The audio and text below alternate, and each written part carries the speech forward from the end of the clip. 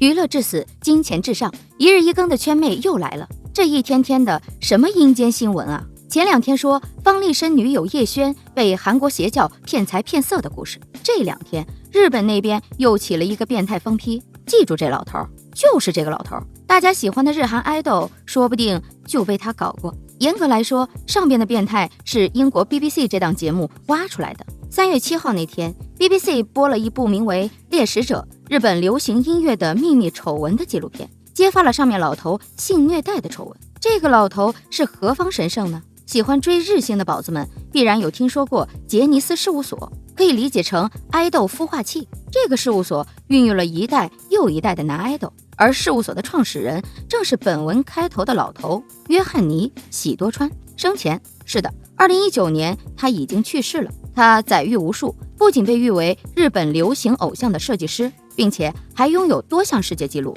比如举办过全球最多的演唱会，世界上最多冠军单曲的制作等等。喜多川在1975年成立杰尼斯事务所，在后来的10几年里迅速扩张，业务不仅横跨日本娱乐产业的各个领域，还囊括了近乎全产业链的日本知名娱乐公司，直接垄断了日本男偶像市场30年。他旗下的爱豆有不少大众熟悉的面孔，比如80年代红遍亚洲的偶像男团少年队，当时台湾的小虎队就是模仿他们的。此外，还有亚洲少女男神木村拓哉，圈妹青春时的偶像山下智久，出演失恋巧克力职人，顺便让好价风套装和10元里美成为经典的松本润。手上有这么多能打的艺人，毫无疑问，杰尼斯事务所和创始人喜多川的业务能力是非常牛掰的。然而也正是这样，老头喜多川仗着自己在业内的绝对控制权，就开始胡作非为，或者说他创办这个事务所就是为了方便他恋童。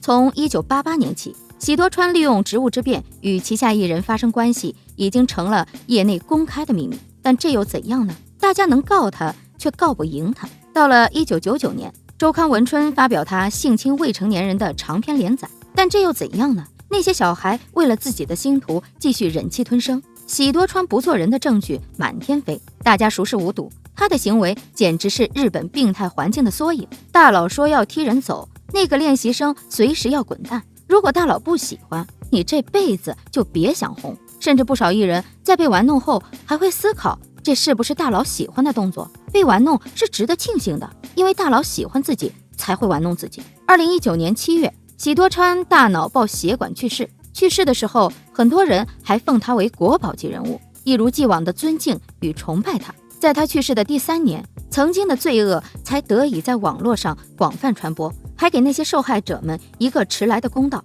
肮脏的事实被呈现在大众面前，受害者的身份也引发了不少人的猜疑。喜多川对于那些少年的伤害，在他死后仍继续着。日本人不敢说，英国人出马了。这一次 BBC 系统揭开了喜多川背后掩藏的变态黑暗面。全片时长59分钟，节目组找到了前杰尼斯成员进行采访，在他们10几岁的时候就已经受到了性虐待。然而这些受害者还老带新，导致受害者越来越多。至于性侵的过程，当然也有了。喜多川让他们去洗澡，然后和少年一起洗，洗着洗着就开始抚摸，接下来就是一些不可描述的事情。不少受害者自述，为了出名忍了。让人更作呕的是，喜多川的这种行为，少年的父母也是知情的，并且他们还默许了喜多川这样做，所以有不少次是在少年们的家里。大家知道，日本的房子就是木隔间，声音父母们在旁边听得一清二楚。为了证明上面自述不是在骗人，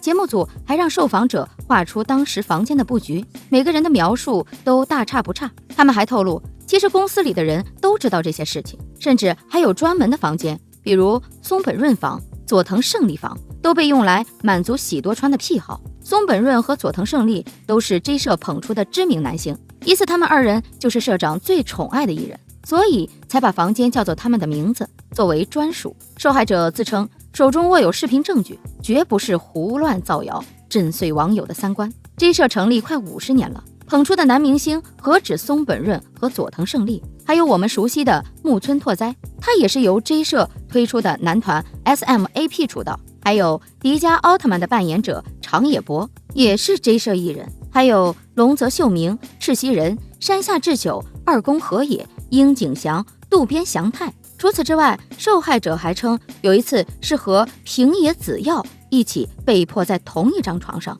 遭受喜多川的蹂躏，而当时的喜多川已是81岁高龄。网友们十分震惊，如果是真的，简直是细思极恐。因为在喜多川生前，平野紫耀被称为新一代太子，我不理解，我大为震撼。网友总结了一份 J 社艺人不完整名单，看完总有一位可能是你曾经的男神。J 社鼎盛时期作为日娱的半壁江山，如果纪录片公开，那日娱当真是塌掉半边天了。纵观 J 社的男艺人，不难发现喜多川社长的审美大体是相似的，都是要长着一张漫画脸，俊秀、精致、帅气，再配以不同的气质，或温柔，或桀骜，或雅痞，但他们的脸无一例外都仿佛是从漫画中走出的男主一般。这样的审美极大影响了后来的韩娱，以至于现在的内娱也是这样。是的，内娱造星模仿韩娱，而韩娱则是抄日娱的作业。所以我们会发现，现在亚洲娱乐圈对男星的审美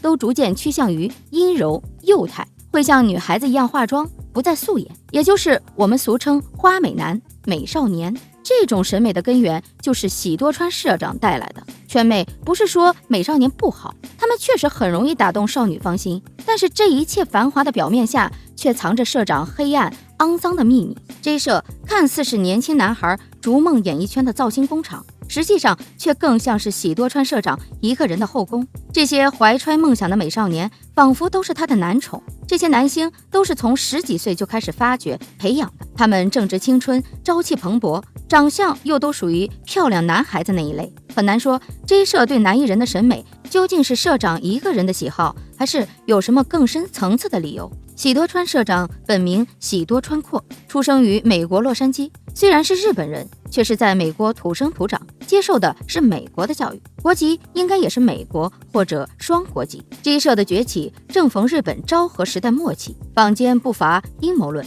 说喜多川社长背后资本实际是美国大佬，借助他的手扶植日本娱乐行业，以培养新一代美少年偶像风格，打压的正是昭和男儿阳刚、硬朗、热血、强健的形象。因为追星的多为青少年，青少年则是国家的未来。通过娱乐产业这种软文化渗透，逐渐改变日本青少年对男性的审美，消磨他们的斗志。可以说，短短59分钟，可是一次精神大爆炸，再也无法直视当年爱过的爱豆。纪录片的最后，节目组还去采访了一下日本民间的路人，他们说死者为大，不要旧事重提了。这可是把儒家思想的糟粕继承得很全面呢。也许正是因为这样，喜多川才会毫无顾忌。被采访者称，在这么多年里，只有一人明确拒绝并逃离，而其余的练习生，一部分是在第一次被侵犯以后，为了成名忍耐，甚至默许了喜多川的行为；另一部分则完全不会怨恨喜多川，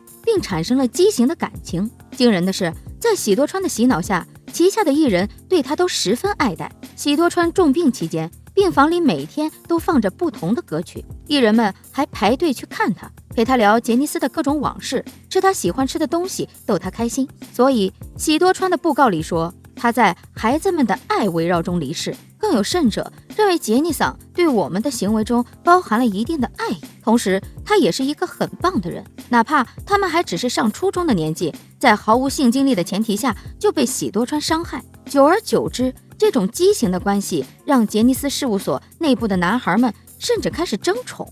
如今喜多川已经去世3年，但仍有无辜的受害者在曾经的煤气灯效应下意识不到自己经历过些什么，一直觉得与喜多川之间是特殊的爱，爱上性侵犯这样的心理，说起来也不免让人感到悲哀。如此黑暗的杰尼斯，竟然真的等到喜多川去世才被暴露在阳光下。最后再来说一件让人心凉的事。前面说到1999年周刊文春不是连载了他的犯罪事实吗？结果后来还吃了官司，且被封杀，官司打了4年。虽然喜多川的犯罪证据板上钉钉，但没有公开调查，也没有任何处罚。对于这次丑闻的报道，只有周刊文春和纽约时报为弱者发声，传递事实，其余媒体好似隐形。诉讼后，老头饭照吃，马照跑，铜照练，还活到了87。难道这只是一个人的罪恶吗？日本的法律、社会和媒体对喜多川何其偏袒，在涉及性、